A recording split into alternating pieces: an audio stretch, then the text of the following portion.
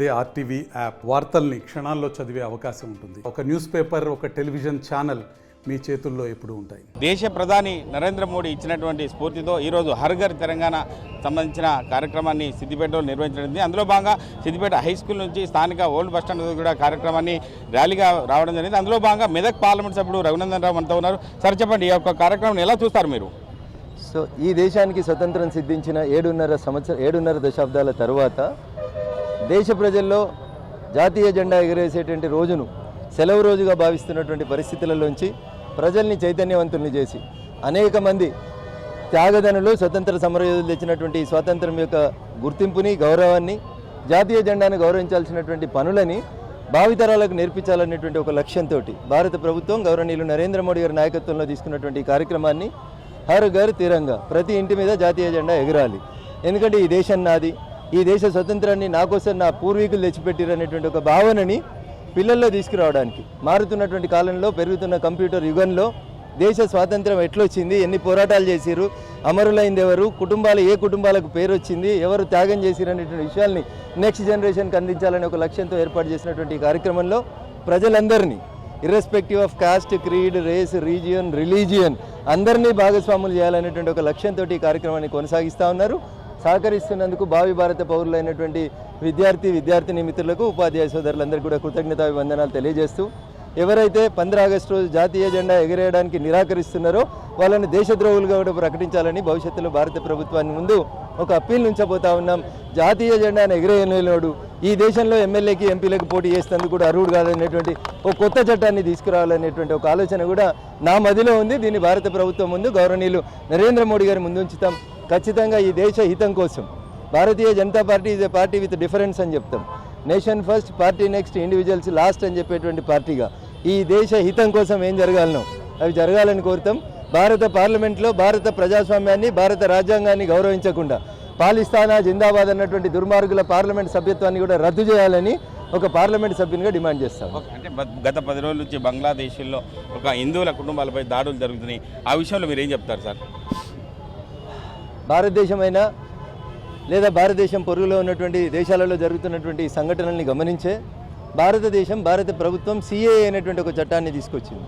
పొరుగున ఉన్నటువంటి పాకిస్తాన్, బంగ్లాదేశ్ ఇట్లాంటి దేశాల లోపల మైనార్టీలుగా ఉన్నటువంటి హిందువుల మీద దాడులు జరిగినప్పుడు ఈ దేశంలోకి వస్తే వాళ్ళకి పౌరసత్వం ఇచ్చి కాపాడుకోవాలి మైనార్టీ కుటుంబాలను అనేటువంటి ఒక బృహత్ లక్ష్యంతో తెచ్చినటువంటి సిఏఏను ఈ దేశంలో ఉన్నటువంటి కొంతమంది మైనార్టీ పెద్దలు తమ స్వార్థం కోసం అడ్డగిస్తారు. మరి ఇలా వాళ్ళు ఎందుకు నోరు మూసుకున్నారో చెప్పాలి. ఈ దేశంలో మైనార్టీల మీద చిన్న సంఘటన జరగకముందే గగ్గోలు పెట్టి గంటల కొద్దీ డిబేట్లు పెట్టేటువంటి మీడియా యాజమాన్యాలు, పత్రికా సంపాదకులారా, బంగ్లాదేశ్లో మైనార్టీలుగా ఉన్నటువంటి హిందువుల మీద జరుగుతున్నటువంటి సంఘటనల పట్ల మీరు నోరు ఎందుకు మెదుపుతలేరు, మీరు ఎందుకు మౌనం పాటిస్తున్నారు అనేది ఒకసారి దయచేసి మీరు ఆత్మపరిశీలన చేసుకోండి. ఈ దేశంలో ఉండాలంటే ఖచ్చితంగా ఈ దేశభక్తిని ప్రదర్శించాలి, కలిగి ఉండాలనేది ఒక భారతీయుడిగా నేను కోరుకుంటున్నా. మీరు ఆచరించాలని ఆశిస్తూ ఉన్నా. బంగ్లాదేశ్లో జరుగుతున్నటువంటి సంఘటనని ఖండించలేని వాళ్ళు రేపు భవిష్యత్తులో భారతదేశంలో ఏమైనా జరిగితే మాట్లాడేటువంటి నైతిక హక్కుని మీరు కోల్పోతారని కూడా ఈ సందర్భంగా తెలియజేస్తారు. అంటే బీఆర్ఎస్ పార్టీ, ప్రాంతీయ పార్టీ బీజేపీలో ఒక కలుస్తుంది అన్నట్టు వాదనను మీరు ఎట్లా ఏకీభవిస్తారు సార్ ఆ విషయంలో? సో టీఆర్ఎస్ బీఆర్ఎస్ అయినప్పుడే ప్రజలు బీఆర్ఎస్కి సిఆర్ఎస్ ఇచ్చారు, కంపల్సరీ రిటైర్మెంట్ స్కీమ్ ఇచ్చి ఇంటికి పంపించారు. ఇక జనంలో లేనటువంటి పార్టీని మేము కలుపుకుంటేంది, బంగాళాఖాతంలో కలుస్తేంది. సో కాబట్టి వాళ్ళు మా లోపల కలుస్తారని కొంతమంది మీడియాలో వస్తున్నటువంటి వార్తలు, కథనాలని ఒక భారతీయ జనతా పార్టీ పార్లమెంట్ సభ్యునిగా తీవ్రంగా ఖండిస్తూ ఉన్నాను. దీనికి మా భారతీయ జనతా పార్టీ నాయకత్వం ఎప్పుడు కూడా సుముఖంగా లేదు, మాతోటి ఎవరు చర్చలు జరపలేదు, అట్లాంటి ఆలోచన మా పార్టీకి లేదు. కాబట్టి దయచేసి కూలిపోతున్నటువంటి పేక మెడ లాంటి సౌదాన్ని కూలిపోతున్నటువంటి బీఆర్ఎస్ పార్టీ తనను తాను కాపాడుకోవడానికి, తన ఎమ్మెల్యేలను కాపాడుకోవడానికి ఎట్లాగో లోక్సభలో ప్రాతినిధ్యం లేదు.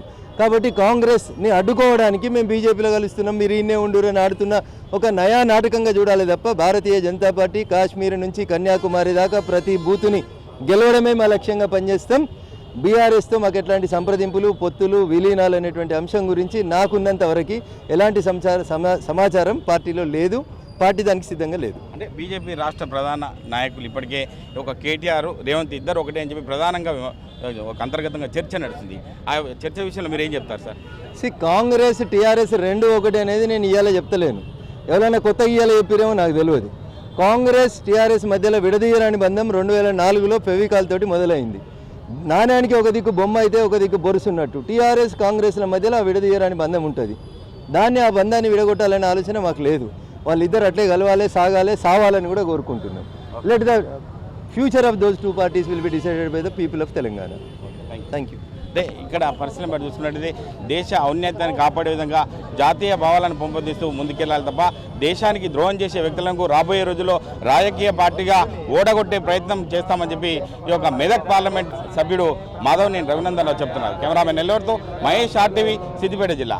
మరిన్ని వీడియోస్ కోసం ఛానల్ ని సబ్స్క్రైబ్ చేయండి. లేటెస్ట్ అప్డేట్స్ కోసం వాట్సాప్ ఛానల్ ని ఫాలో చేయండి. అండ్ లింక్ డిస్క్రిప్షన్ లో ఉంది.